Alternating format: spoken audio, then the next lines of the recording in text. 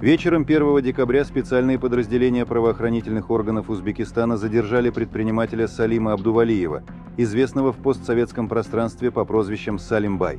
Как сообщил источник, самого Салима Абдувалиева и многих парней, находившихся во время так называемого «маски-шоу» в его доме, затолкали в автобус и увезли в органы внутренних дел.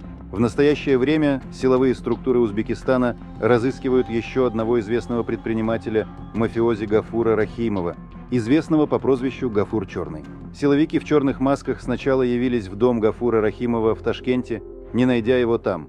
Они отправились на дачу Рахимова, но и там его не оказалось. По словам источников в правоохранительных органах республики, Гафур Рахимов либо сбежал из Узбекистана, либо прячется где-то внутри страны. Состояние здоровья Салима Абдувалиева, задержанного в ходе спецоперации силовиков, внезапно ухудшилось.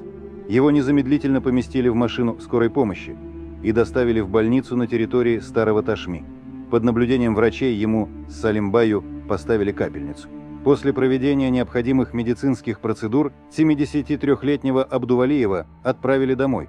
Однако по дороге карету скорой помощи остановили силовики и отправили Абдувалиева обратно в ГУВД города Ташкента. «Закон един для всех», — сказал инсайдер. Напомним, Салим Абдувалиев – один из самых известных меценатов и филантропов на постсоветском пространстве. В январе 2017 года он был избран на должность заместителя председателя Национального олимпийского комитета Узбекистана. Об этом человеке существуют противоречивые мнения. Некоторые считают его представителем криминального мира. Несколько лет назад посол США в Узбекистане в своих дипломатических переписках называл его боссом узбекской мафии. С 1997 года Салим Абдувалиев возглавляет Ассоциацию спортивной борьбы Узбекистана. На данный момент операция по поиску Гафура Рахимова все еще продолжается.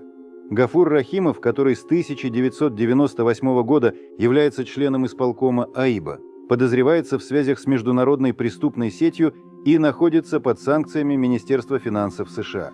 Но, несмотря на это, на выборах в ноябре 2018 года Рахимов был избран президентом АИБа.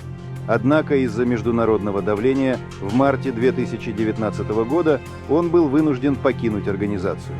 6 февраля 2013 года Гафуру Рахимову были предъявлены обвинения по таким статьям, как 165 – вымогательство, 243 – легализация доходов, полученных преступным путем, и 228 – подделка документов. Уголовный кодекс Узбекистана.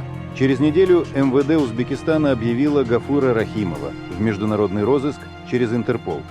10 июля 2018 года Генеральная прокуратура Узбекистана приняла решение исключить Гафура Рахимова из списка разыскиваемых лиц. Это был своего рода зеленый свет для возвращения Рахимова на родину. Все это время Гафур Рахимов проживал в Объединенных Арабских Эмиратах.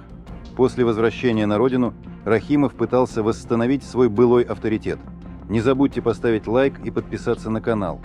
Чтобы получать уведомления о новых видео, нажмите на иконку колокольчика. Буду благодарен за вашу поддержку.